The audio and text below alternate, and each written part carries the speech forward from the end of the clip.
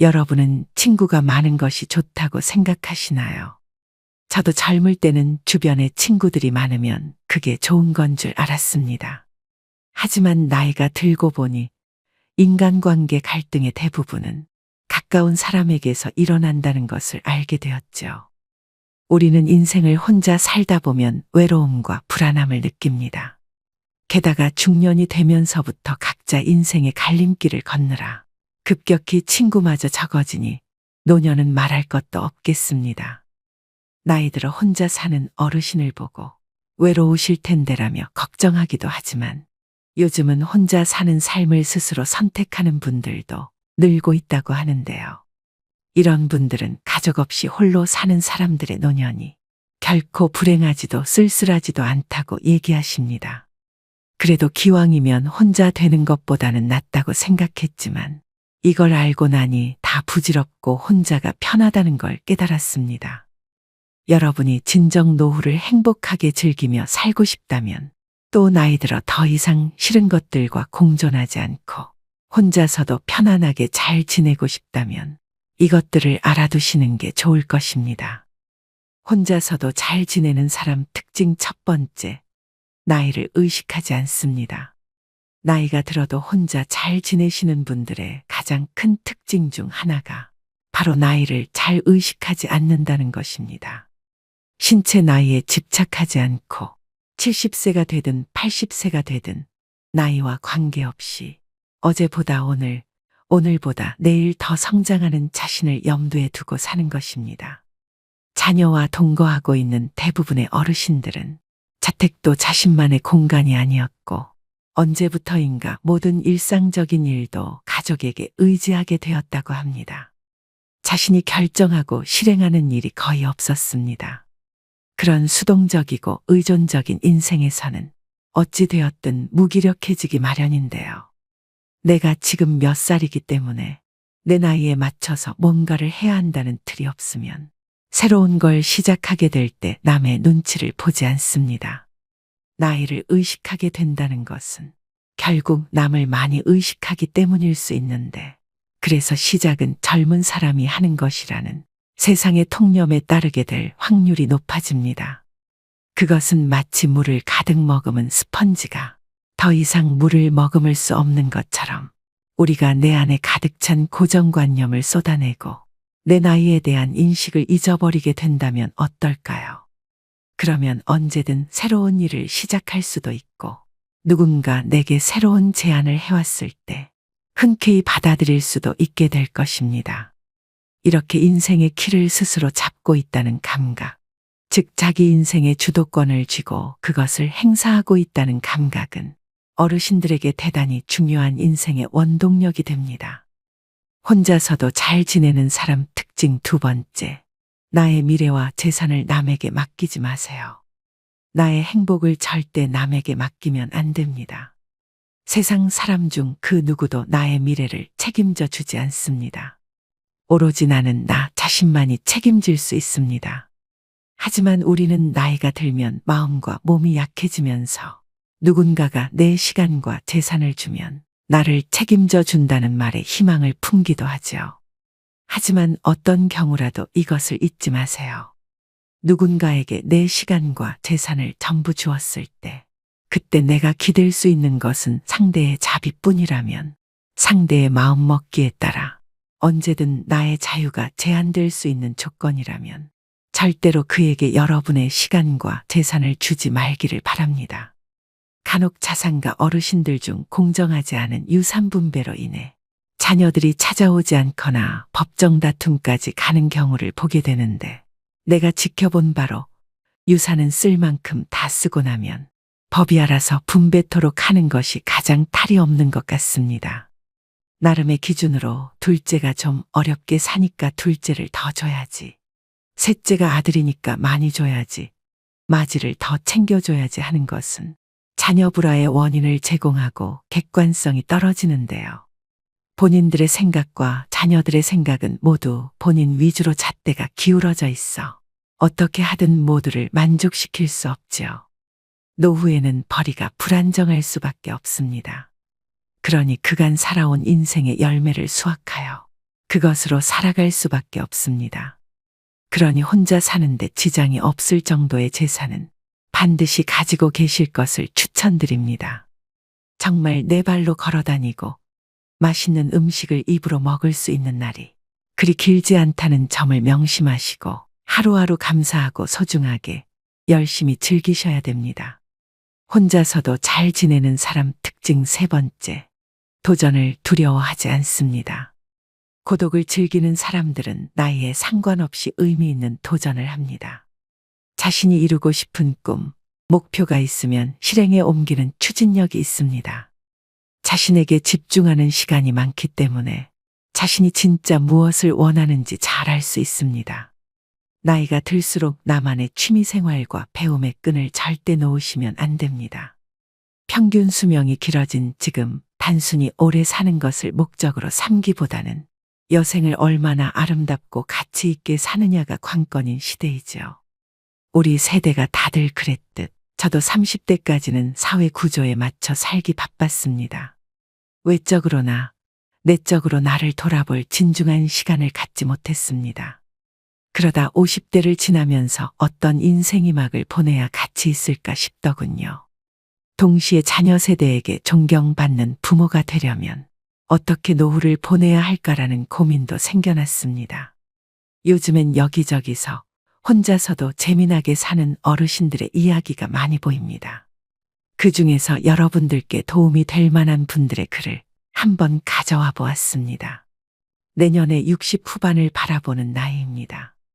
코로나 때문에 피아노를 1년 배우게 된 것을 계기로 체르니 입문했어요. 반려묘를 키우니 친구가 없어도 외롭지 않아요. 거기에 유튜브로 한자 강의까지 들으면 하루가 꽉 채워지니까 너무 행복해요. 저는 지금 딱 70인데 생각해보면 30살 이후론 친구를 새로 사귄 적도 친구를 만난 적도 거의 없어요. 동창회 나가보면 자랑하러 나온 놈, 아쉬운 소리 하러 나온 놈, 그냥 먹으러 나온 놈. 본인이 능력이 있고 확고한 취미가 있다면 친구는 오히려 걸림돌이지. 인간관계 갈등 중 10중 8구는 가까운 사람들 때문에 생기니까요. 굳이 학원이나 문화센터가 아니더라도 책을 보며 배워도 좋고 유튜브로 공부해도 좋습니다. 무슨 취미든 본인에게 맞는 것을 하면 됩니다. 굳이 같이 가자고 권유하여 친구들과 마음 상할 필요도 없습니다. 마음 맞으면 같이 하면 좋고 대화를 해도 좋습니다. 혼자서도 잘 지내는 사람 특징 네 번째. 모든 사람들에게 인정받으려고 하지 않습니다. 외로움이란 혼자 있어서 느끼는 것이 아니라 상대에게 이해받지 못해서 느낀다고 합니다. 그래서 혼자 잘 지내는 사람들은 인간관계에서 모든 사람들과 잘 지내려고 하지 않습니다. 그리고 모든 사람들에게 인정받으려고 하지 않습니다. 서로가 다르다는 것을 인정하고 서로가 맞지 않는다면 그것 또한 인정합니다. 만약 살다가 나와 결이 맞지 않는 사람이 있다면 또는 나를 무시하는 듯한 기분이 드는 사람을 만난다면 처음부터 내 말을 들을 생각이 없는 사람을 만난다면 그런 인연과 애써 관계를 이어가려 하지 마시고 조용히 침묵하며 흘려보내보세요. 물론 그 침묵의 시간이 마냥 기분 좋을 수야 없겠죠. 때로는 무시당해도 변변찮은 대꾸 하나 못하는 내가 바보같이 느껴지고 그래서 무리하여 센 척도 해봅니다만 우리가 살아온 세월을 뒤돌아보면 늘 그런 인연들은 긁어부스럼이었던 적이 더 많았던 것 같습니다. 그러니 우선 그런 인연은 되도록 빨리 피하시고 그때 올라온 불쾌한 감정은 웬만하면 그저 흘려보내보세요. 혼자서 행복한 노후를 보내기 위해서는 남에게 인정받고자 하는 마음부터 버리셔야 합니다. 혼자서도 잘 지내는 사람 특징 다섯 번째. 남의 눈을 의식하지 않습니다. 남의 눈을 의식하지 않는다고 해서 남이 어찌됐던 내가 하고 싶은 대로 한다는 의미는 절대 아닙니다. 중요한 점은 혼자 있는 것을 다른 사람이 볼까 걱정하지 않고 나를 어떻게 생각할지 신경 쓰지 않는 것입니다. 철학자 사르트르는 인간은 타인의 눈길에서 지옥을 경험한다고 말했습니다. 물론 인간은 집단 본능이 있기 때문에 다른 사람을 완전히 의식하지 않고 살아가기란 힘든 일입니다. 그리고 남들과 비교했을 때 그들과 다르게 보이는 것을 두려워하기도 합니다. 하지만 보람 있는 인생 후반전을 살아가려면 남의 눈을 의식하지 않고 자기 만족과 보람을 추구하며 살아가는 것을 연습해야 합니다. 노년에는 거북이처럼 뚜벅뚜벅 인생길을 걸어가는 것이 좋다고 하는데요. 주위를 살피지 않고 오로지 자신에게만 집중해서 똑같은 속도로 걸어가야 합니다. 남이야 더 빨리 달리든 말든 내 속도와 내 능력이 맞다 싶으면 그대로 유지해야 합니다. 할 수 있는 일과 할 수 없는 일을 노년의 연륜을 통해 냉정하게 구분해야 합니다. 무리하게 인생을 힘들게 사는 것보다 나만의 경주를 완성해야 합니다. 눈치를 보는 행동에 대해 나는 한 포기 풀이라고 생각해 보라고 다음과 같이 조언했습니다. 다른 사람의 눈치를 보는 것은 그들에게 잘 보이려 하기 때문입니다. 다른 사람에게 잘 보이고 싶다는 것은 예쁘다는 소리 듣고 싶고, 착하다는 소리 듣고 싶고, 잘한다는 소리, 좋아한다는 소리를 듣고 싶어서 그럴 텐데요.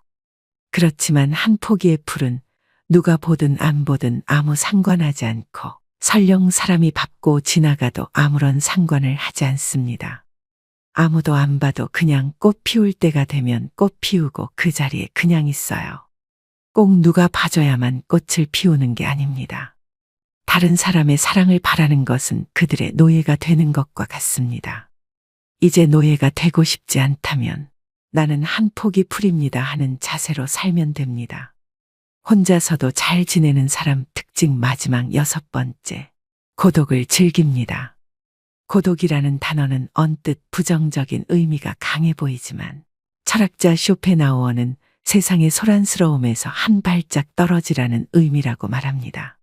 특히 소외받는 기분이 들어 억지로 무리 속에 끼어드는 것을 굉장히 주의해야 합니다. 이런 무리 속에서 활동하다 보면 다른 사람들과 억지로 가치관을 맞춰야 하는데 그렇게 무리 속에 들어간다면 당장의 외로움은 이겨낼지언정 시간이 흐를수록 더욱 외로워져 갈 것이기 때문인데요. 무리 속에서 억지로 사교를 위해 배려나 양보를 하는 압박에서 해방되는 것이 무척이나 중요합니다. 나이 들수록 정말 행복해지려면 외로움을 이겨내기 위한 모임에서 일부러라도 이탈해서 자신만의 시간을 가지는 일이 필요합니다. 고독을 즐길 수 있다는 것은 인생의 여러 가지 맛 중 하나를 알게 되었다는 뜻입니다. 고독과 친구가 되면 더는 타인으로부터 위로받으려 애쓰지 않게 되고 복잡한 마음을 스스로 정리하는 힘을 갖게 될 것입니다. 여기 자식들 꾀에 넘어가 지울 수 없는 상처를 남기고 큰 깨달음을 얻은 할머니 한 분이 계십니다. 젊어서 과학 선생님을 하셨던 우리 할머니 나이는 82세입니다. 지금은 멀쩡한 50평짜리 집 놔두고 스스로 요양원에 들어와 계십니다. 할머니의 기가 막힌 사연은 이랬습니다. 때는 할머니가 75세 되던 해 어느 날 아들이 찾아와 이렇게 말했다고 합니다. 할머니가 사는 아파트를 팔면 아들도 자기가 사는 아파트를 팔 테니 그 돈으로 50평짜리 아파트를 사자고 했답니다. 그래서 넓은 집에서 손주도 매일 보고 가족끼리 행복하게 같이 살면 좋지 않겠냐고 말입니다. 그래서 할머니도 이렇게 말씀하셨습니다. 그래, 내가 살면 얼마나 살겠니? 노년의 손자랑 자식이랑 밥이나 먹으면서 그렇게 살다가 내가 명이 다해서 죽으면 너희들이 그냥 그 집에서 잘 살아. 할머니는 그렇게 집을 팔고 새 아파트를 아들 명의로 하여 살림을 합치셨습니다. 하지만 그것이 지옥의 시작이었습니다. 할머니는 새 아파트로 들어오는 순간 자식과 손주가 아닌 며느리하고 살게 되었으니까요. 며느리는 그동안 명절에나 뵈었지. 이제 매일 얼굴 맞대고 살려니 시어머니 눈치가 얼마나 보였을까요? 할머니 또한 무엇이든 딱딱 들어 맞아야 하는 과학을 가르치는 선생님이셨으니 얼마나 엄격하셨을까요? 할머니 입장에선 며느리가 마음에 안 드는 부분들이 보이는데 며느리는 시어머니의 잔소리가 너무 듣기 괴로웠습니다. 그리고 시어머니가 열심히 나가는 성당을 안 따라갈 수가 없었습니다. 하지만 그것도 잠시일 뿐. 참다 못한 며느리가 한날은 이렇게 말했습니다. 어머니, 저 이제 성당 못 나가요. 전 종교도 없는데 어머니 따라서 억지로 나가는 거 이제 못해요. 그러자 할머니는 이렇게 말씀하셨습니다. 아니, 성당이 가고 싶으면 가고 가기 싫다고 안 가는 데니 내가 이상한 데 데리고 가는 것도 아니고 좋은 말씀 듣고 행복하라는데 그게 그렇게 싫으니. 그렇게 할머니와 며느리 고부간의 갈등은 날이 갈수록 심해졌습니다. 급기야 며느리는 여보, 나 어머니랑 밥 먹으면 체하니까 따로 먹을게. 그러고는 자기 밥상을 따로 챙겨서 방으로 들어가 버리기 이르렀습니다. 그런데 문제는 지금부터 시작이었습니다. 잠깐 같이 살다가 세상을 뜰 거라던 할머니는 세상이 좋아지고 의료기술이 발달하다 보니 80세가 넘으셔도 정정하셨습니다. 그것도 전 재산 아들에게 다 주고 빈털터리로 말입니다. 한날은 할머니가 성당에 가서 신부님에게 머리를 내밀고는 만져보라고 하였습니다. 신부님이 할머니의 머리를 만져보자 놀랍게도 머리에 혹이 2개나 생겼다고 합니다. 30대 며느리는 시집살이를 울면서 참겠지만 60된 며느리는 참지 않았습니다. 그러니까 나중에는 아예 치고받으며 싸우는 지경까지 간 것이죠. 그렇게 나이 60 먹은 며느리가 80세 시어머니랑 싸우니 당연히 60 먹은 며느리가 이길 수밖에 없었습니다. 그래서 할머니는 뭐가 어떻게 다치셨는지 혹이 2개가 나서 성당에 나타나신 것입니다. 그래서 신부님은 이렇게 말씀하셨습니다. 할머니 그러지 마시고 저하고 같이 아드님한테 소송을 겁시다. 지금 아파트가 8억이니까 할머니 25평에 아드님 쪽 25평에서 할머니 목 4억 찾으셔요. 그리고 제가 운영하는 어르신 쉼터마을에 오셔요. 그래서 할머니는 신부님과 고소장을 썼습니다. 전직 학교 선생님이라 얼마나 고소장을 잘 쓰셨는지 변호사 선임까지 해서 빠르게 재판 날짜까지 잡게 되었습니다. 하지만 재판 날짜가 지났는데 할머니가 성당에 나타나질 않으셨습니다. 그러다 2달 뒤 할머니가 성당에 오셨습니다. 신부님이 다가가 할머니에게 물었습니다. 할머니 대체 어떻게 된 거예요? 왜 그동안 두문불출하셨어요? 그러자 할머니는 힘없이 이렇게 이야기하셨습니다. 아들이 무릎 꿇고 그럽디다. 자기가 잘하겠다고 취하만 해주면 자기가 잘 모시겠다고요. 다 큰 자식이 무릎까지 꿇고 잘하겠다는데 제가 더 이상 어떻게 우겨요. 그렇게 할머니는 아들에게 못 이겨 재판을 취하하셨습니다. 그리고 할머니는 다시 성당을 한동안 나오지 않았다고 합니다. 그리고 3달 후 새벽 할머니가 신부님에게 전화를 걸어왔습니다. 할머니는 허탈한 목소리로 말씀하시길 재판을 취하해 주었지만 여전히 며느리와는 사이가 나빴으며 아들은 아무것도 해주지 않았다고 합니다. 하지만 이미 일은 벌어졌고 우리나라 법률상 같은 사유로 재소송하는 것은 불가했습니다.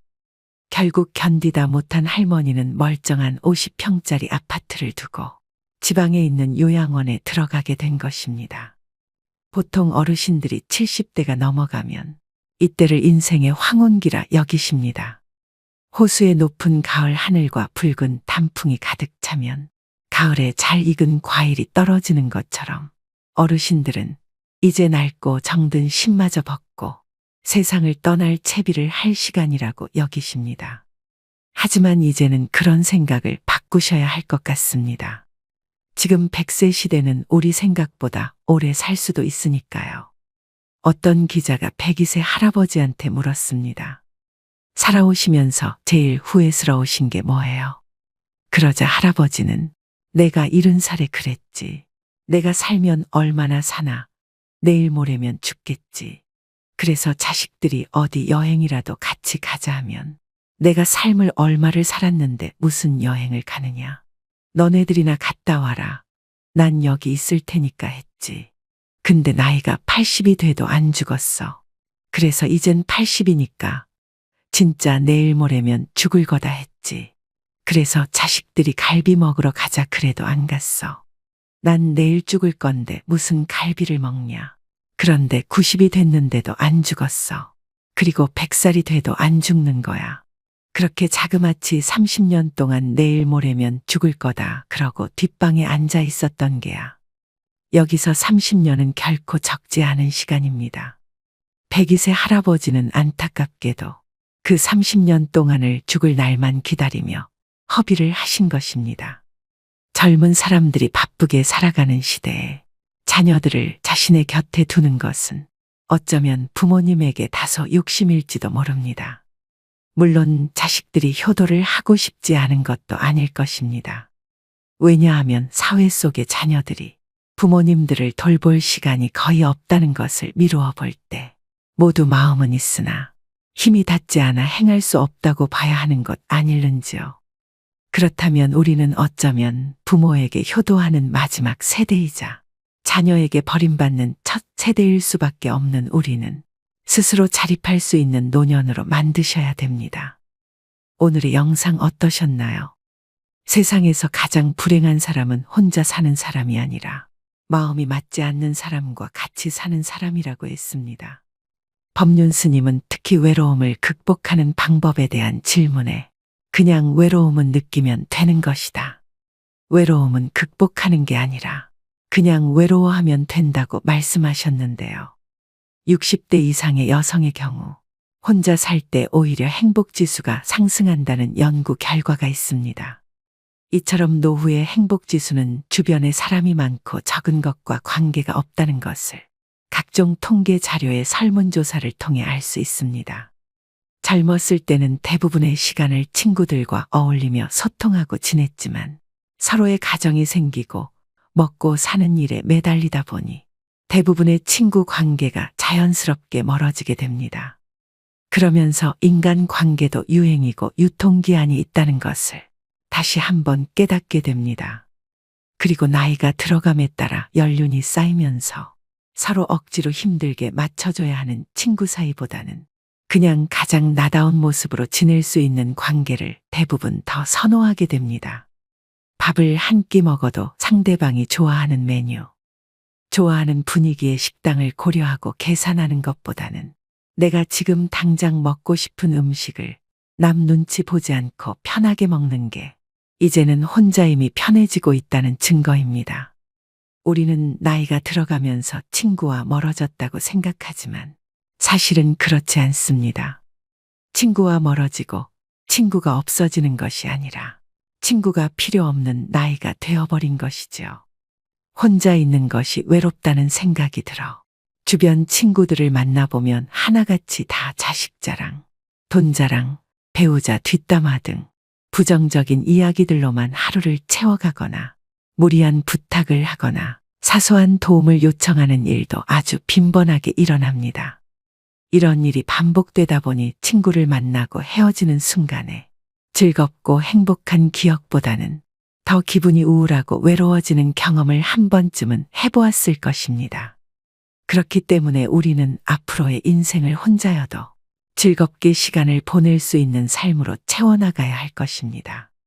주변 사람들과 적당한 거리를 두는 것, 단지 외롭다는 이유 하나만으로 사람들과 관계하지 않고 나를 힘들게 하고 스트레스 받는 관계에 대해 단호하게 거절하고 혼자 잘 지낼 줄 아는 것, 그것이 바로 현명한 노후 설계의 첫 번째 단계 아닐까요? 오늘도 노후의 지혜와 함께 해주셔서 감사드립니다. 황금빛으로 무르익어가는 여러분의 지혜로운 인생을 언제나 응원합니다. 언젠가부터 많은 분들이 고급 실버타운에서 사는 삶을 이야기하기 시작했습니다. 여러분도 노년이 되면 편안하고 쾌적한 실버타운에 들어갈 계획을 세우고 계시나요? 저도 처음에는 실버타운에 들어가면 남이 해주는 맛있는 밥도 삼시세끼 먹을 수 있고 동년배들과 어울려 아주 행복한 노년을 보낼 수 있을 줄 알았습니다. 하지만 막상 실버타운에 들어가 보니 이것 때문에 행복이 아닌 지옥이 펼쳐졌다고 하는데요.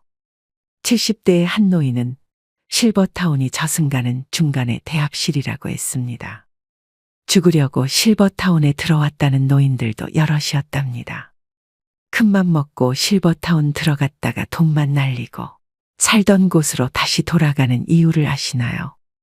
고급 실버타운 직접 겪어보니 지옥이었다고 하는데요. 나이든 70대 노인이 실버타운을 뛰쳐나온 이유는 무엇일까요? 실버타운의 환상과 이면, 실버타운에 입주할 계획이 있으시다면 들어가시기 전에 오늘의 영상을 꼭 끝까지 보시길 바랍니다. 법원 근처에서 30년이 넘게 살면서 변호사로 법의 밥을 먹어왔다. 70 고개를 넘으면서 밥벌이를 졸업하고 마지막 거처를 어디로 할까 생각했다. 도심 속에서 살던 대로 마지막까지 존재하는 방법이 있었다. 친한 친구들과 모여 수다도 떨고 놀이도 같이 하면서 여생을 즐기는 방법이다. 두 번째가 실버타운이고 세 번째가 바닷가에서 혼자 사는 것이다. 나는 지난 2년간 살던 실버타운을 나왔다. 시설에 대해서는 만족했다. 바다가 보이고 편의시설을 갖추었으면서도 비용이 저렴했다. 남들에게 보여주기 위한 화려함보다는 절제되고 소박하다고 느꼈다. 직원들에게서도 상업적인 미소가 아니라 진심을 느끼기도 했다. 일하는 사람들이 종교인들이기 때문인 것 같다. 그들은 일이 수도 생활이라고 했다. 감사했다. 다만 문제는 이웃과의 소통이었다. 얼마 전 일본 실버타운에 있던 77살의 히라노 유우 씨가 쓴 글을 봤다. 핵심 내용은 이랬다. 그는 럭셔리 실버타운을 보고 반했다. 바다가 보이는 22층 건물이었다. 그는 첫 1년은 마치 천국에 온 기분이었다. 하지만 점점 일상의 무게에 짓눌렸다. 그가 보는 주위 사람은 대부분 거동이 불편한 노인들이었다. 그는 다른 노인들과 지적인 대화를 기대했지만 착각이었다. 대부분이 잘된 자식이나 재산 그리고 왕년의 전직을 자랑했다. 그들의 천박함에 스트레스가 쌓여갔다. 유명 셰프가 만든 음식을 매일 먹었지만 질려버렸다. 그는 지역 커뮤니티에 눈을 돌려보았다. 그러나 지역 주민은 고급 실버타운에 살고 있는 외지인에게 배타적이었다. 방에 틀어박혀 외롭게 지내는 날이 늘었고 우울증이 찾아왔다. 감옥살이를 하면서 시간과 돈을 낭비하는 것 같았다. 결국 그는 실버타운 생활을 청산하고 도시로 유턴을 했다. 그는 나이가 들어도 남녀노소가 모여있는 곳에서 사는 게 좋다고 했다. 건강한 노인이 비싼 돈을 내면서 노인들만 모여 사는 실버타운에 들어갈 필요는 없다는 것이다. 한국인인 나는 같은 70대인 일본인 히라노 유우 씨와 비슷한 경험을 했다. 실버타운을 나오게 된 동기도 비슷하다. 겉에서 보는 실버타운은 천국 같았다. 그러나 첫날 공동식당에 갔을 때 그 꿈은 바로 깨졌다. 식당의 공기는 어두운 회색이었다. 핏기가 없고 주름살이 가득한 노인들이 침묵 속에서 밥을 먹고 있었다. 밀차나 쌍지팡이를 짚고 오기도 하고 파킨슨 병에 걸린 노인이 혼자 힘겹게 밥을 먹고 있기도 했다. 나는 갑자기 워킹 데드라는 미국 드라마 속의 한 장면 속으로 들어온 것 같았다. 좀비 사회를 그린 드라마였다. 분명 그런 느낌이었다. 나의 경우는 음식이 점점 맞지 않았다. 주방을 맡은 여성이 정성 들여 시골 집밥을 만들어 주었다. 노인들을 위해 자극적이지 않도록 국과 반찬을 만들었다. 그러나 맵고 짠 음식에 길들여져 버린 내게 그 음식들은 입에 맞지 않았다. 맞추려고 노력했지만 되지 않았다. 바깥에 나가 식당에서 사 먹는 때가 많았다.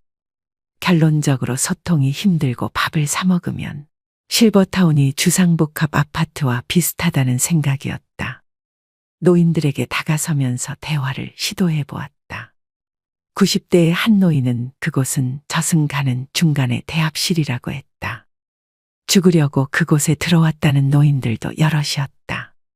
그들은 공감대가 형성되어 있지 않았다. 삶이 다르고 인생관과 가치관의 차이가 많은 노인들은 소통할 공통의 소재가 없었다. 인격 미달의 노인도 보였다. 인간은 늙어도 변하지 않았다. 노인 한 명이 흙탕물을 일으키기도 했다. 자식들은 부모가 천국에서 사는 걸로 착각하고 오지 않지만 노인들에게는 외로움의 지옥일 수 있었다. 그들은 고독과 완만한 죽음이 있는 외따로 떨어져 있는 화려한 무덤가에서 사는 것 같았다. 아름다운 꽃도 같은 종류만 모이면 질린다. 섞여 있어야 아름답다. 아무리 예쁜 꽃병이라도 시들어버린 꽃들만 가득 꽂혀 있으면 추하고 서글프다. 실버타운에서 그런 걸 느꼈다. 이제야 그때가 좋았다는 걸 알았다. 어린 시절 손자 손녀들이 병아리 떼같이 오골거리고 아빠 엄마들이 있고 집안 어른으로 할아버지 할머니가 있었다. 설날이면 온 가족이 모여 할아버지 할머니에게 세배를 하고 떡국을 나누었다. 이제 그 시절이 좋았던 걸 깨닫는다. 60이 넘어가면 누구나 노년의 거처를 한 번쯤은 생각해 보셨을 텐데요. 여러 형태의 환경이 있겠지만 그중에 럭셔리한 실버타운은 소수의 부자들만 갈 수 있는 곳이라고 생각하시는 분들이 많습니다. 언론에서는 끊임없이 실버타운의 좋은 면만을 부풀려 보도하고 있습니다. 그런 실버타운에 대한 환상을 보고 있노라면 나도 저런 곳에서 한 번쯤 살아보고 싶다고 생각이 들기도 합니다. 팍팍한 노후의 꿈만 같은 오아시스처럼 느껴지기도 하죠. 그런데 그 실버타운이 우리가 상상하는 그런 모습이 아닐 수도 있겠습니다. 전문 셰프가 때마다 해주는 수준 높은 요리를 매일 먹을 수 있다는 것은 아주 특별한 경험이지만 그 특별한 기분이 한 달을 넘기지 못하고 갖가지 유기농의 건강식으로 차려진 밥상이 금방 시들해졌다고 합니다. 그뿐만 아니라 실버타운에 살아보신 분들은 이구동성으로 입을 모아 말합니다. 나이 들수록 젊은 세대들을 보면서 에너지를 얻어도 시원찮은데 온통 노인들만 있는 노인천지에 스스로 왜 들어가냐는 것입니다. 들어가기 전에는 세상에 눈치 볼 일 없이 마음 맞는 또래들과 즐겁게 지내며 살 줄 알았는데 막상 들어가니 모여서 입만 열면 자식 자랑, 돈 자랑, 자기 자랑에 살던 곳에서 살기 전보다 심적으로 더욱 외로움을 느꼈다는 분들이 많습니다. 모든 것을 종합해 본 결과 노후에는 뭐니 뭐니 해도 내가 살던 곳, 내가 살던 집이 최고인데요. 여기 그럼에도 불구하고 실버타운으로 노후 거처를 결정하고 입주한 70대 부부가 있습니다. 입주한 지 1년도 채 되지 않았지만 당장이라도 실버타운을 나오고 싶다고 하는데요. 적지 않은 중도해지 위약금 때문에 이러지도 저러지도 못하는 상황이라고 합니다. 실버타운에서 노부부에게 어떤 일이 벌어진 걸까요? 이봐, 계속 그렇게 누워만 있을 건가? 그러지 말고 나랑 같이 밥 먹으러 가세. 그놈의 식당은 당신이나 가요. 난 여기서 대충 김치랑 해서 때우면 돼요. 박씨 할머니는 고민할 가치도 없다는 듯 단칼에 할아버지의 말을 잘라버립니다. 할아버지는 답답하다는 듯 다시 다그칩니다. 아니, 지하 식당에 이미 김치랑 밥이 다 있는데 대체 왜 안 가겠다는 거야? 여기 오기 전에는 일평생 밥만 해서 남이 해준 밥 먹고 사는 게 소원이라고 했잖아. 그때는 이럴 줄 몰랐으니까 그랬죠. 내 그 여편네들 얼굴 보면서 밥 먹고 체할 바에는 그냥 여기서 혼자 굶어 죽는 게 나아요. 할아버지는 한숨을 내쉬며 현관문을 열고 나섭니다. 그러자 실버타운 복도의 지하 식당으로 가기 위해 엘리베이터로 향하는 노인들이 보입니다. 여기를 보고 저기를 둘러보아도 온통 노인들밖에 없습니다. 지금 밥 먹으러 가는 길이세요. 그런데 왜 혼자 나오셨어요? 언니는 밥 안 드신대요. 같은 층에 사는 심씨 할머니가 할아버지에게 인사를 합니다. 심씨 할머니는 70대지만 허리도 굽지 않았고 몸매도 관리가 잘 되어 날씬합니다. 거기에 풍성한 은갈색 머리를 펌까지 하고 입술엔 연한 분홍색 립스틱을 발라서 무척이나 지적이고 세련되어 보였는데 곱게 늙었다는 전형이 있다면 바로 심씨 할머니를 가리키는 말일 것입니다. 집사람은 속이 안 좋아서 못 먹겠대요. 요즘 자주 저러네요. 어머, 많이 안 좋으신가 봐요. 안 그래도 요즘 통 안 보이셔서 걱정했거든요. 할아버지는 심씨 할머니의 걱정이 진심이 아니라는 것을 잘 압니다. 그래도 예의상 거칠에 적당한 말을 나누다가 엘리베이터 문이 열리자 발걸음을 옮기는 할아버지입니다. 그리고 어색한 침묵이 흐르는 엘리베이터 안은 온통 백발 노인들입니다. 다들 젊었던 시절엔 한가닥 하던 사람들이라 그런지 옷도 비싸 보이고 이발도 단정하게 정리되어 있습니다. 할아버지는 군중 속에서, 그것도 온통 노인들 뿐인 무리 속에서 문득 가슴 깊숙한 곳에서부터 쓸쓸함이 밀려오는 걸 느꼈습니다. 그리고 그 쓸쓸함은 이내 답답함과 괴리감으로 바뀌어 할아버지를 압박합니다. 내가 그리던 노후 생활이 이런 것이었던가? 대체 어디서부터 무엇이 잘못된 것인가? 그렇게 할아버지는 엘리베이터가 지하 식당으로 내려가는 동안 이 실버타운에 들어오기 전 날들을 떠올려 봅니다. 3개월 전 아내인 박씨 할머니는 실버타운 입주를 계약하면서 드디어 삼시세끼 식모살이에서 벗어나게 됐다고 뛸 듯이 좋아했습니다. 그리고 평소 느슨한 할아버지의 뒤치다꺼리 할 일도 사라졌다고 말했습니다. 사실 박씨 할머니는 몇 년 전부터 치밀하게 실버타운 입주 준비를 해왔습니다. 그래서 지내던 단독주택을 업자를 수시로 불러서 2년에 걸쳐 여기저기를 고치고 리모델링했습니다.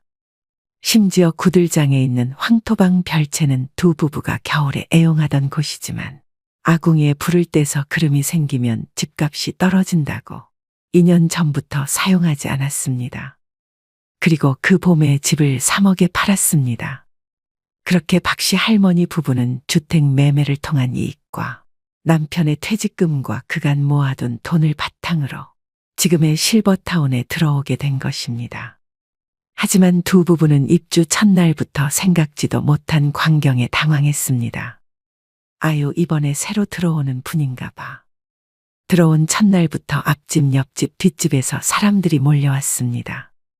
어머, 누가 요즘 소파를 전동 기능도 없는 걸 쓴대. 맞아요. 저런 거 쓰면 우리 같은 노인네들은 허리 나가요. 근데 TV가 42인치면 너무 작지 않나? 에이, 설마. 저런 건 침실용 TV겠죠. 그래도 난 57인치는 돼야 볼만하던데. 그리고 너무 싸구려 쓰면 눈이 침침해져서 못 보겠더라고. 실버타운 노인들은 이삿짐 옮기는 일은 거들지 않으면서 남의 집 살림살이에 한마디씩 거드는 건 멈출 줄을 모릅니다. 박씨 할머니 성격에 평소 같았으면 남의 집 살림살이에 웬 참견이라고 그렇게 할 일이 없으며 시간이 남아도냐고 한마디 했겠지만 이제 매일 얼굴 봐야 할 이웃들이기에, 그리고 정말로 다들 시간이 남아도는 할 일 없는 노인들이었기에 뭐라 할 말이 없었습니다. 그리고 처음에는 마치 현대식 궁전처럼 화려한 실버타운의 시설에 이끌려서 들어왔지만 막상 들어와 보니 여기를 보고 저기를 봐도 기력이 쇠한 노인들 밖에 없습니다. 실버타운은 처음이라 좀 당황스러우시죠? 저는 실버타운은 이곳만 3번째라 그러려니 하고 살아요. 그래도 여기는 시설이 최신식이고 주변의 교통도 편하고 자식들이 놀러 오기도 좋아서 대체로 만족하거든요. 언젠가부터 식당에서 두 부부에게 말을 걸어오는 심씨 할머니입니다. 심씨는 알고 보니 이사 온 첫날에 한마디씩 거들던 그 노인 중 한 명입니다. 심씨는 식당에 밥 먹으러 오면서 매번 화장해 옷까지 화려한 외출복으로 풀착장을 합니다. 대체 그 여자는 왜 그런데요? 자식이 얼마나 자주 찾아오는지, 자식이 용돈을 얼마나 많이 주는지 내가 물어보지도 않은 그런 이야기들을 뭐하러 하냐고요. 그러니까 그냥 한 귀로 듣고 흘려. 뭐하러 그런 이야기 진지하게 들어. 내가 보니 그 여자 순 허풍쟁이야. 그래요, 과장을 할 수도 있겠지. 그런데 그거를 고려한다 해도 아무리 봐도 우리 집은 그 정도 수준이 아니라는 생각이 드는 게 문제죠. 아주 그 여자 얘기를 들어보면 자식들이 동화책에도 안 나올 천사들이야. 그냥 어쩌다 한 번 한 거를 과장해서 매일매일 얘기를 하니 빈정이 상해서 들어줄 수가 있나. 박씨 할머니는 그뿐만 아니라 실버타운에 들어오고부터는 자식과의 사이도 나빠졌습니다. 이유인 즉슨 심씨 할머니를 필두로 실버타운 노인들은 모이기만 하면 어느 집 자식은 언제도 오고 언제도 실버타운에 찾아온다더라. 우리 집 자식은 이번 달에 용돈을 얼마 주고 저번 달에는 보너스 받았다고 2배로 줬다. 우리 집 딸은 이번에 생일 선물로 명품백을 사줬다. 하루 종일 이런 이야기를 나누며 시간을 보냅니다. 그러다 보니 박씨 할머니도 여기에 영향을 안 받을 수가 없습니다. 그래서 자식에게 괜히 전화해서 언제 올 수 있냐며 은근히 압박을 주기 시작했습니다. 아들 잘 지내고 있지? 네, 근데 오늘은 또 무슨 일이세요? 아니, 별건 아니고 이번 주말에 여기로 한번 놀러 오지 않겠니? 이번 참에 우리 손주도 보고 너 맛있는 것도 싸줄 겸 말이다. 제가 어제도 당분간 바빠서 못 간다고 말씀드렸잖아요. 통 안 그러시다가 요즘 왜 이렇게 무리한 요구를 하세요? 그렇게 그날 박씨 할머니의 아들은 반복되는 어머니의 전화에 참다 못해 난생 처음으로 어머니에게 언성을 높였습니다. 놀란 할아버지가 전화를 바꿔서 여기 분위기가 그렇다며 아들에게 자초지종을 설명하고는 그냥 못 들은 걸로 하라며 중재를 하지 않았다면 더 큰 가정불화로 이어질 뻔하였습니다. 그리고 박씨 할머니는 전화를 끊고 나중에서야 아들에게 너무 미안한 마음이 들었습니다. 자식에게 물려줄 것도 변변찮은데 그나마 있는 돈도 실버타운에 입주한다고 죄다 쓰고 있는데도 한마디 원망도 안 하던 착한 아들한테 여기 실버타운 분위기에 휩쓸려서 자신이 무슨 짓을 했는지 모르겠다며 후회하는 할머니였습니다. 그리고 할아버지도 실버타운 생활이 불편하긴 마찬가지였습니다. 처음엔 비슷한 연령대, 비슷한 계층의 사람들이 모이니 말이 잘 통할 줄 알았지만 다들 하루 종일 자기 현역 시절에 잘 나갔던 이야기만 늘어놓기 바빴습니다. 당신이 옛날 중소기업 중간관리직을 할 때 나는 그거 10배 되는 회사를 직접 경영한 사람이야. 이런 말을 하며 의시되는 사람들이 있는가 하면 같은 대기업 출신들끼리는 서로의 호칭을 부장님이나 상무님 같은 자기들 현역 시절의 직급으로 부르며 무리를 짓고 있었죠. 할아버지는 이 상황이 이해가 가지 않았습니다. 이게 뭐 하는 짓인가, 이제 다 같이 은퇴해 늙어가는 처지에 무슨 급을 나누며 으스대거나 기가 죽고 있어야 하는지 도무지 이해가 가지 않았습니다. 내가 이러려고 몇 억이 넘는 보증금을 내고 다달이 수백을 쓰고 있는 건가. 할아버지는 날이 갈수록 실버타운에 대한 의구심이 늘어만 갔습니다. 여러분 어떠신가요? 내 집에서 내 마음대로 사는 게 최고 행복이라는 것에 동의하시나요? 물론 실버타운에 적합한 어르신들도 있을 것입니다. 중요한 것은 나의 성향과 맞는 노후 주거지가 분명 있을 텐데요. 자신에 대해 먼저 충분히 파악한 후 결정하셔도 늦지 않습니다. 그렇다면 노후의 주거지가 결정되면 노후 준비는 끝난 걸까요? 절대 아닙니다. 노후의 주거지만큼 중요하고 대비해야 되는 것이 죽음 이후 바로 장례 준비인데요. 인간이 태어나고 늙고 병듦에 따라 필연적인 죽음을 인정하고 준비하는 것. 어쩌면 사랑하는 가족의 죽음과 장례를 통해 남겨진 가족들은 인생의 유한함과 소중함을 느끼게 해주고 더 참된 인생을 살아갈 수 있게끔 인도하는 선물이 아닐까 싶은데요. 월 단돈 100원으로 인생에서 반드시 발생하는 일을 대비하고 1년에 10만 원 이상의 이득을 볼 수 있는 서비스가 있다면 믿으실 수 있나요? 이거 사기 아니야 라고 생각할 수 있을 만큼 그 어디에서도 볼 수 없고 믿을 수도 없는 100원 상조에 대해 지금부터 여러분에게 알려드리려고 합니다. 말 그대로 매달 100원만 납입하면 매년 올라가는 장례 비용과 상관없이 평생 지금 장례 가격을 보장해드리는 고위상조 업체의 상조 서비스입니다. 즉, 장례 발생 시까지 100원을 납부하고 잔액은 장례식 이후 후불로 납부하게 되는데요. 여기서 중요한 점은 장례 가격 또한 다른 상조에 비해 절반 이하의 가격입니다. 그렇다면 왜 100원인가요? 또 이게 가능한 건가요? 라고 반문하시는 분들도 계실 겁니다. 많은 분들이 아시다시피 장례 산업은 대표적으로 거품과 상술이 가득한 산업입니다. 고위상조는 이러한 불합리한 부분을 없애고 싶었는데요. 광고와 하청 운영 등 비용을 없애고 고객님들에게 내어드릴 수 있는 서비스를 최대화, 효율화했습니다. 또한 카카오벤처스 투자, 신용보증기금 지원 등 탄탄하고 안정적인 자본으로 믿을 수 있습니다. 고위상조의 100원 상조를 무조건 선택해야 되는 이유 4가지를 말씀드리겠습니다. 100원 상조 선택 안 하면 손해보는 이유 첫째. 장례 비용 오를 걱정 없이 지금 가격을 평생 보장해드립니다. 우리나라 40, 50대 2명 중 1명은 이미 상조에 가입했습니다. 그만큼 나이가 들수록 상조에 대해 관심이 커지고 당연하게 준비할 수밖에 없는 삶의 과정 중에 하나라고 생각을 하십니다. 요즘은 필수가 되어버린 상조 준비. 누가 더 효율적으로 준비하냐에 따라 노후의 질이 갈립니다. 처음 약속한 금액보다 실제 지불하는 비용이 높고 서비스 품질은 형편없는 장례가 반복되고 있습니다. 고인은 과도한 마케팅 비용, 하청 수수료를 없애고 더 높은 품질의 장례 용품에 투자했습니다. 지금 가입하면 매년 올라가는 장례 비용 걱정 없이 월 100원으로 10년 뒤 400만 원 이상을 절감할 수 있습니다. 둘째, 부담 없는 월 납입금 100원이면 충분합니다. 보통 상조라고 하면 바가지 비용으로 눈탱이 맞을까 걱정하시는 분들이 많습니다. 이미 상조에 가입하신 분들은 월 3만 원에서 6만 원 이상까지 월 회비를 납입하고 계실 텐데요.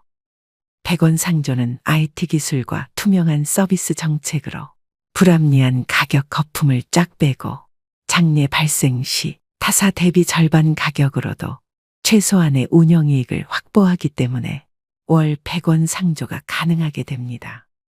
예를 들어 타사가 600만 원 상조 비용일 경우 고인은 절반도 채 안 되는 299만 원의 합리적 비용으로 진행됩니다.